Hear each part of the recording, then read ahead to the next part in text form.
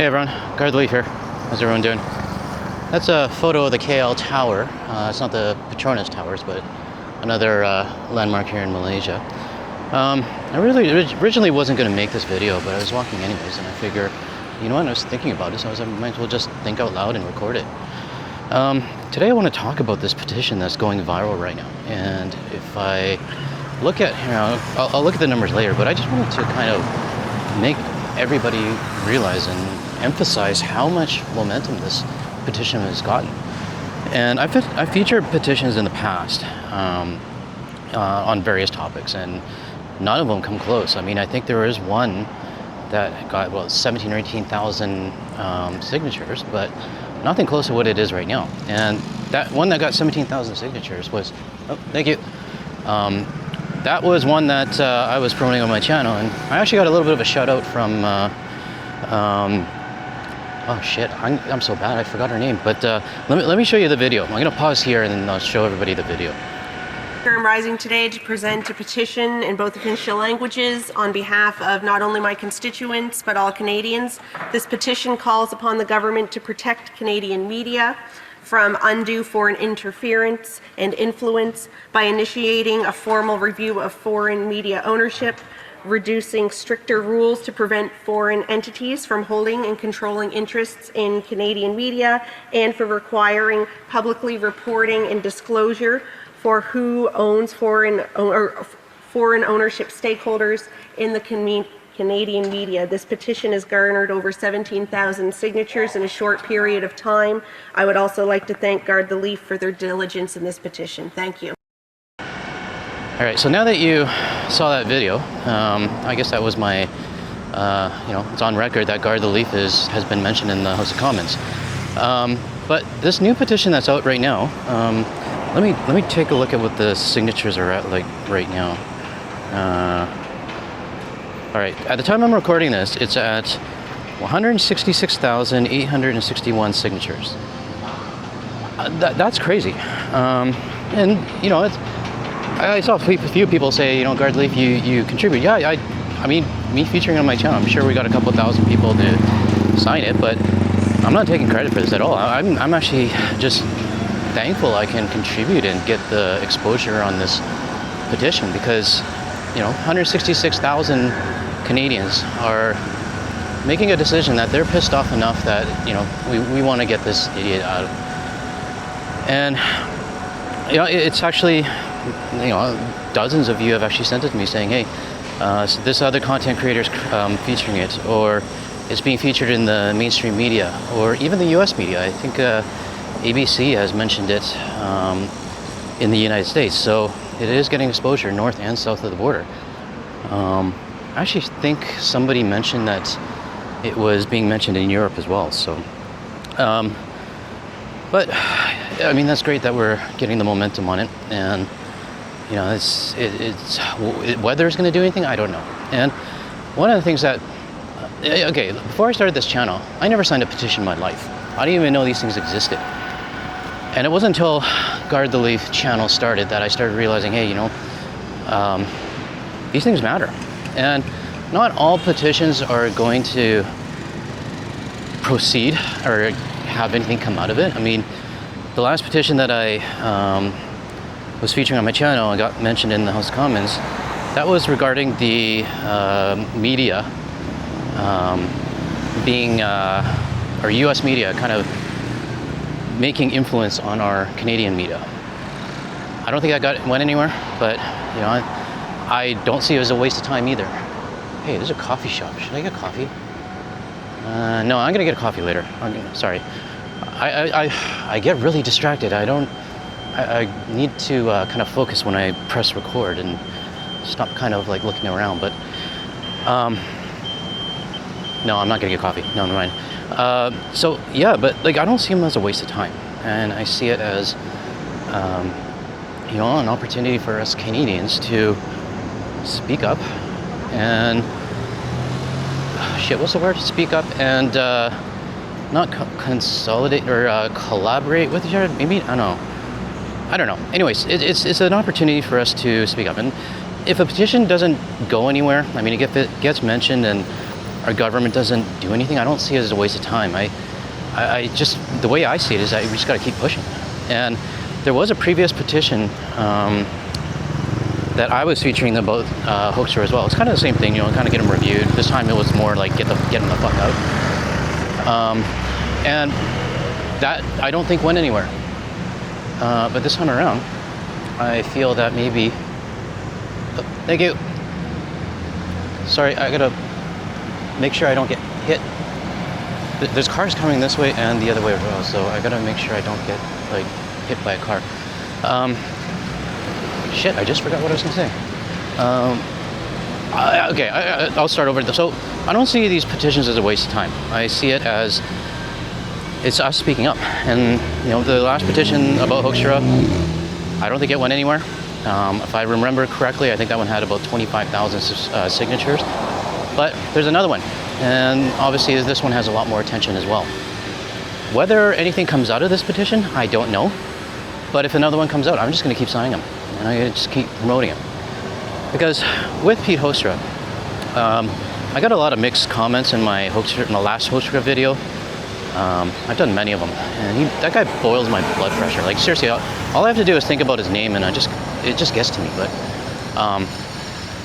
where am I going? Okay. Yeah, he just boils my blood. I mean, anytime if you want to see a video where like GTL gets spicy, just give me a Hoekstra topic.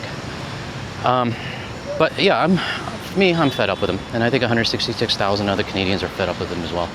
And like I said, I got mixed reviews mixed comments in my last videos from people saying that, no, we need to keep Hoekstra in our country because he's a good reminder of why we are boycotting.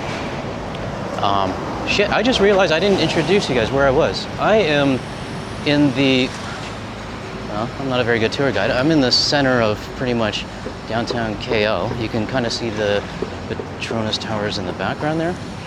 I have no destination right now. I'm just kind of doing a bit of errands because there's a lot of things that people want me to bring back for them when I come back to Vancouver in a few weeks. So just picking up a few odd things here and there for gifts. So yeah, that's kind of where I am right now. But yeah, I got mixed reviews because some people are saying Hoekstra needs to stay because he's a good reminder of why we're boycotting and how bad the United States is. And I'm thinking I don't need Pete Hoekstra to be on my soil, living in the ambassador house in Canada to remind me that the United States their administration is a bunch of pricks. I don't need him to be on my soil. And the concern I have, I mentioned it last time as well, is that I don't feel that having him on our soil is a good security measure. Mainly because we know for a fact that he's met up with far-right personalities, media, people who are really out to kind of ruin what Canada is right now. And like I said, he didn't have that barbecue for no fucking reason. We're not stupid. But I understand the sentiment. Yeah, he's definitely a good reminder, and he's definitely good content for my. Wait, I can go. He's definitely good content for my channel. Not good for my blood pressure, but he's definitely a good reminder when he's front and center. But I also feel that it's a bad thing as well. So, others have said, well, what happens if we boot him out? And that's a good picture. Let me just take a picture of the Twin Towers. Yeah, so he's definitely a good reminder, but I don't think he should be on our soil. And if whoever the next person is, say for example, we do get him kicked out and he leaves. If the next person's even worse, my attitude towards that is, fine, we'll just take him on as well. We'll petition the new guy, get him out, stand our ground, because this is just my opinion, but I really don't like how Canada's kind of just playing a little bit too nonchalant with Pete Hoekstra. And my last Hoekstra video, I did mention that Malaysia, they were supposed to have that treasure troll, Nick Adams, as their ambassador, and they put a stop to that. They basically said, fuck no, we're not having this treasure troll in our country. That was because he's pro-Israel and everything that they're doing right now. And Malaysia is obviously a Muslim country, so they didn't like it. And their government also said no too. Oh, I just got a notification in my ear. But yeah, their government said no, we're not going to tolerate this. Oh shit! I was supposed to make a right up there. That intersection up there, I was supposed to go right. Okay, we're gonna go on a tourist route. I'm gonna take everybody through the mall. But yeah, Malaysia booted him out, and they basically had none of it, right? And also, Netherlands, they didn't. I was under the impression that the Netherlands actually booted him out, but apparently he didn't get kicked out. He finished his term, but he was given a really hard time in the Netherlands. Basically, I love how their media just kind of grilled him, and they weren't taking a shit. They basically said it straight up. They're like, "You're in the Netherlands. You got to answer the questions." I don't see any of our Canadian media doing that, and I think his CBC's David Cochrane. I think he was the closest to giving Hoekstra some tough questions. Can't count on Rosemary. She's just like, might as well just be an American. Again, but where I'm now is called the Pavilion KL. It's one of the biggest malls in the downtown area. I'll take you through a walk through it. But yeah, like I don't want Canada to just kind of be too nonchalant about this. And we're past the point, in my opinion, of being cordial with Hoekstra being on our soil, gaslighting us, saying that Canada's nasty, saying that they don't need us. What else has he said? A few other things. Holy crap, it's really busy here. It's about noon where I am right now. And my final destination is actually to the computer store because I got to buy some stuff before I come back. I don't have my full desktop. I'm not lugging my desktop to Vancouver, but I do need to bring some things back so I can continue to make videos in Vancouver. But yeah, I just don't want Canada to bend over and take it anymore, right? Because how at what point do we put our foot down, right? I mean, the analogy I used before is like, if you're in an abusive relationship and you just taking a shit, and the abuser keeps blaming you, but then says, we're still good friends. We're on good terms. Right after he beat the shit out of you, at what point do you say no, we're done? And what point do you walk away? And I've said it in the past. I think, hey, there's a Lululemon here.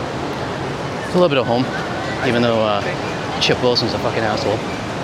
But yeah, I think at least for me, I've reached that point where it's like, okay, being the bigger thing is standing up for yourself and not taking the shit anymore, and even walking away.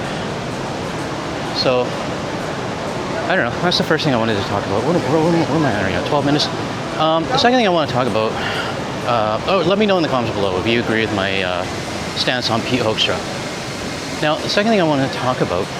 I saw a headline this morning before I stepped out for my walk, and it was about Stellantis. Apparently, Stellantis is looking to move out of Canada and sell out their property. And what kind of made me laugh a little bit is that you got your Maple MAGAs, or the people that hate Canada. They're like, Canada, this is what you guys did. They're moving out, and kind of blaming it on Canada when a U.S. company is deciding, hey, we're packing up and leaving. I don't know. It's just a bit ridiculous if you ask me. So yeah, like I said, this is the Pavilion Mall. Usually during like Christmas or Chinese New Year or something, this place would be decked out with decorations. But holy crap, okay, I don't like this. It's too busy here. I am a bit of an introvert and I don't like being in crowds right now, so I think I'm gonna get out. But the point I bring about this is Stellantis I guess they make the Jeep Compass in Ontario, and that right now is at risk of leaving Canada. I don't know. Don't quote me on that. I just kind of saw the headline and read over it briefly. But I have said many times that I think this is going to be the new normal in a way where U.S. companies, or at least the automotive industry, is going to be basically leaving, and at least, Canadians, I don't want to make it seem like we're begging them to stay. I mean, it's not, like I said, we haven't done anything to cause all of this, and Taco Tuesday already threatened to remove all of the auto industry out of Canada, and I don't understand why we're, I understand that we need them. I mean, there's thousands of jobs. But what I'm trying to say is that we should already expect them to be leaving and gone. Which is why I also believe, too, that we should be looking at other automakers, whether it's, Japanese or even the new China EVs, and diversify. Because you can't rely on any of these U.S. car makers. I mean, bottom line, they're from the United States, and eventually they'll pull out. And, I could make a Donald Trump joke right there. I'm not going to. But we should be expecting that one day they're going to leave. So what is our plan B? Hang on a second here. I need to make sure I don't get hit by a car. But yeah, what is our plan B if Stellantis moves? Do we have any other automakers that are going to move in? Should we have already, plan that Stellantis would leave? I mean, it sounds like it might actually happen. Hey, there's a cat. If you guys look at the billboard up at the top left, there's a cat. Yeah, that's kind of what the Coes would do. She's a little brat. She's kind of just like, yeah. Anyways, I got distracted again. But what I'm saying is that we should be planning already for these U.S. companies to leave. And I just don't like it how they're, not just the U.S. companies, but Taco Tuesday administration is kind of holding it over our heads. If we got more China EVs or Japanese car manufacturers or types of cars being built in Canada, and then Stellantis says we're threatening you and possibly leaving, I'd be like, go ahead, do what you need to do. So yeah, I'll research on this one a little bit more later, but I just wanted to bring this up. Another thing I want to talk about, a few of you have actually sent me articles on one of the Canadian payment providers, Moneris, being bought up by a U.S. company. And I used to, in my early days of tech and things like that, I used to work with Moneris, not for them, but with them, integrating their products into client websites and things like that. And yeah, I mean, it's kind of devastating. I mean, not only that, but it's all the data that you guys, not you, but like everybody uses to use payments. You got to think that that's not going to be in the hands of a U.S. company, which does make me a little bit uneasy, but at the same time as well,